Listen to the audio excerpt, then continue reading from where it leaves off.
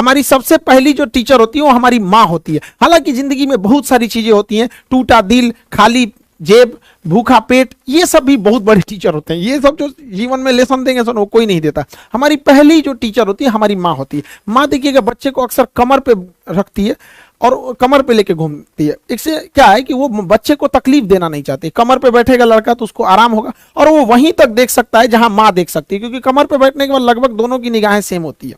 तो माँ सोचती है बेटे को आराम रहे। पिता की सोच थोड़ी डिफरेंस होती है। पिता होगा खुश होगा तो बच्चे को कंधे पे बैठाएगा।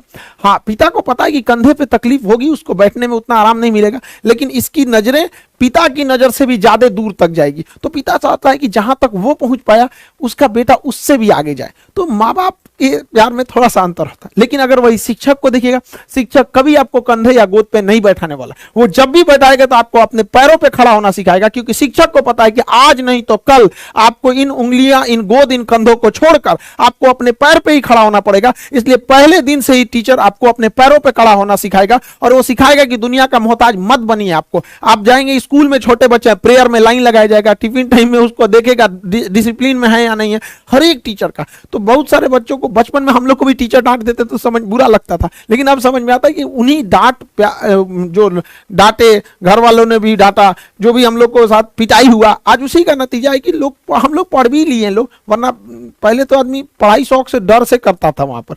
तो टीचर की भी रिस्पॉन्सिबिलिटी बनती, उनको भी समझना चाहिए। आज दुनिया बहुत आगे जा रही है, आजकल के लड़के एडवांस हो गए हैं, तो टीचर को भी अब एडवांस बनना पड़ेगा वहां पर। उनके साथ टीचर को अब एक फ्रेंड की तरह भी पढ़ाना पड़ेगा। जहां पीटना है तो वहां एनिमी की तरह पीटना भी पड़ेगा।